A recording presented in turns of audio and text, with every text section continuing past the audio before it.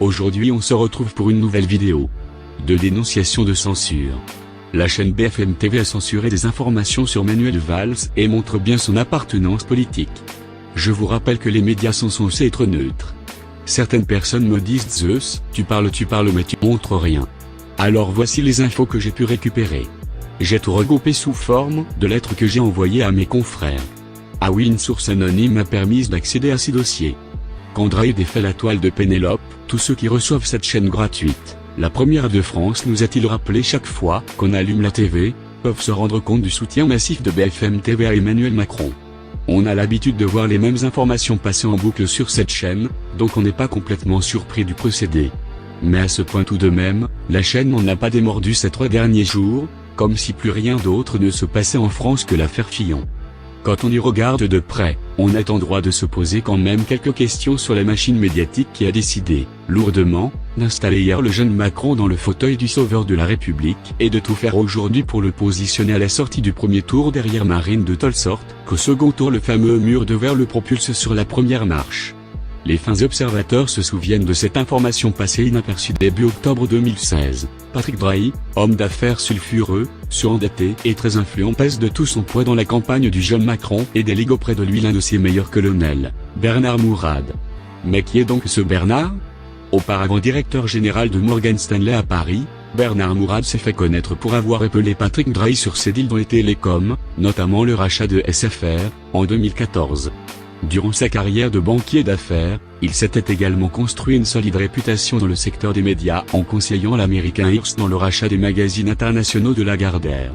Il avait aussi conseillé Mondadori dans l'acquisition de Map France et accompagné des fonds d'investissement pour la reprise d'une partie de Vivendi Publishing.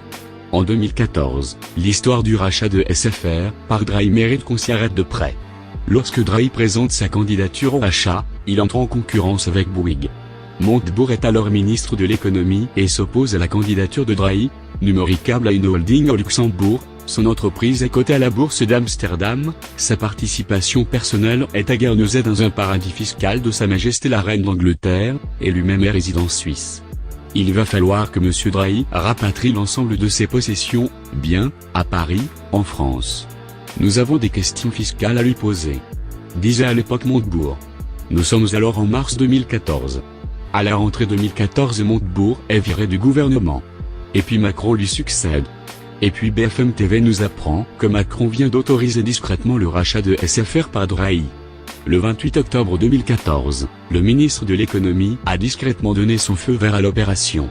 Ce feu vert était nécessaire suite au décret sur les investissements étrangers, signé le 14 mai 2014, par Arnaud Montebourg justement. Ce décret soumet à l'approbation de Bercy, tout rachat dans les télécoms.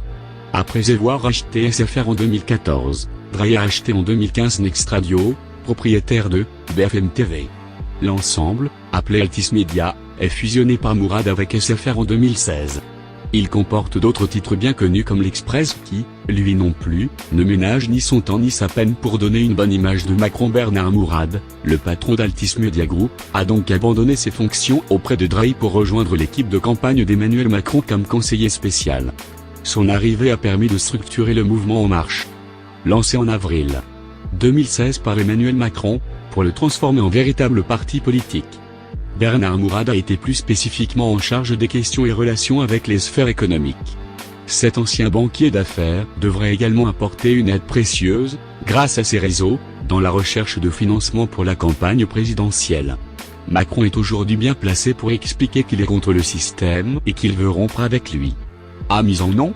Un patron de presse qui soutient massivement un candidat à la présidentielle, l'affaire Pénélope, un détail de l'histoire vous dis-je. D'autres ont repris le tissage de la toile, mais d'une autre toile évidemment. Et devinez qui est l'araignée, qui va dévorer notre République. Bref, vous l'aurez compris, la chaîne de BFM TV est à 100% pour Macron car plusieurs transactions et autres se sont faites entre le politicien et la chaîne soi-disant publique. Les grosses transactions et autres fautes faites par Manuel quand il était ministre seront publiées. Ce sera sous forme d'un épisode 2. Voilà, j'espère que cette vidéo vous aura plu. Les infos sur Vladimir alias Fantôme alias Alexis vivant en France seront bientôt livrées.